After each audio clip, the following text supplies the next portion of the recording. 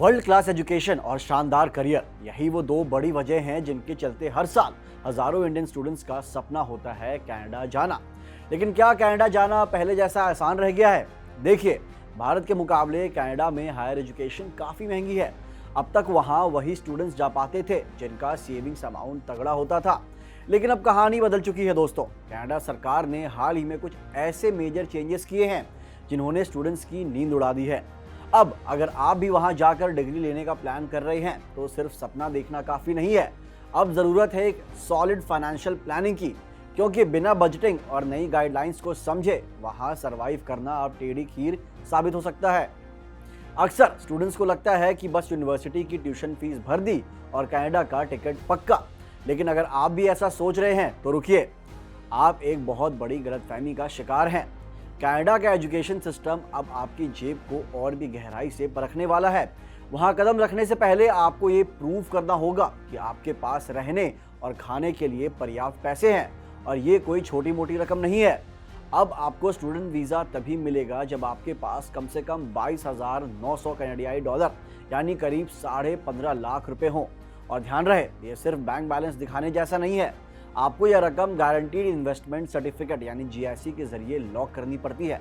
यानी बिना इस भारी भरकम बजट के कनाडा जाने का आपका सपना सिर्फ कागजों तक ही सिमट कर रह सकता है। अब आप सोच रहे होंगे कि 15.5 लाख का ये GIC अमाउंट तो पहले साल का जुगाड़ हो गया, लेकिन उसके बाद क्या? असल में कनाडा सरकार की ऑफिशियल वेबसाइट एडू कनाडा ने एक स्टूडेंट के मंथली खर्च का जो कच्चा चिट्ठा पेश किया है वो आपकी आंखें खोल देगा। कनाडा में रहने और खाने का खर्च पूरी तरह इस बात पर डिपेंड करता है कि आप किस शहर में हैं और आपकी लाइफस्टाइल कैसी है। अगर आप यूनिवर्सिटी हॉस्टल में रहते हैं तो जेब पर बोझ थोड़ा कम पड़ेगा, लेकिन अगर आप शहर के बीचों बीच प्राइवेट अपार्टमेंट लेते हैं तो किराया ही आपके बजट का बड़ा हिस्सा खा जाएगा दोस्तों। हालांकि बहुत से भारतीय स्टूडेंट्स अपनी सेविंग के साथ साथ पार्ट टाइम जॉब्स का सहारा लेते हैं, जो वहाँ काफ़ी पॉपुलर है। लेकिन ध्यान रहे, पार्ट टाइम काम करते वक्त आपको अपने स्टूडेंट वीज़ा के कड़े नियमों का पालन भी करना होगा, वरना लेने के देने पड़ सकते हैं। तो अगर आप कनाडा जाने की तैयारी कर रहे हैं तो सिर्फ डिग्री नहीं, इस भारी भरकम मंथली बजट की भी तैयारी अभी से शुरू कर दें। अब आते हैं सबसे अहम सवाल पर। कनाडा में लैंड करने के बाद हर महीने आपकी जेब से कितना पैसा निकलने वाला है? चलिए एक एक करके खर्चों का हिसाब देखते हैं। सबसे बड़ा खर्च है रहने का। अगर आप यूनिवर्सिटी हॉस्टल में रहते हैं तो पैसों की बचत होगी, लेकिन अगर शहर में प्राइवेट अपार्टमेंट लेते हैं तो किराया $600 से $2100 यानी 40,000 से 1.5 लाख रुपए तक जा सकता है। दूसरा बड़ा हिस्सा है खाना। घर पर बनाकर खाएं या मेस में महीने का $250 से $500 यानी करीब 17,000 से 34,000 रुपए का जुगाड़ मान कर चलिए। अब जरा उन खर्चों पर गौर कीजिए जिन्हें अक्सर स्टूडेंट्स बजट बनाने के वक्त भूल जाते हैं और बाद में यही हिडन कॉस्ट सिरदर्द बन जाते हैं। सबसे पहला है यूटिलिटी और हीटिंग की। कनाडा की कड़ाके की ठंड में घर को गर्म रखना कोई मजाक नहीं है। हीटर चलाने भर का मंथली बिल करीब $110 यानी करीब 7,500 रुपए तक पहुंच जाता है। अगला बड़ा खर्च है फोन और इंटरनेट। पढ़ाई के लिए हाई स्पीड नेट और घर वालों से वीडियो कॉल पर जुड़े रहने के लिए आपको हर महीने $120 से $210 यानी 8 से 14,000 रुपए अलग रखने होंगे। और हाँ, हेल्थ को लेकर तो बिल्कुल भी रिस्क मत लीजिएगा। वहाँ बिना हेल्थ इंश्योरेंस के बीमार पड़ने का मतलब है हजारों डॉलर का चूना। इसलिए 80 से $130 का मंथली इंश्योरेंस आपकी सेफ्टी के लिए मस्ट है।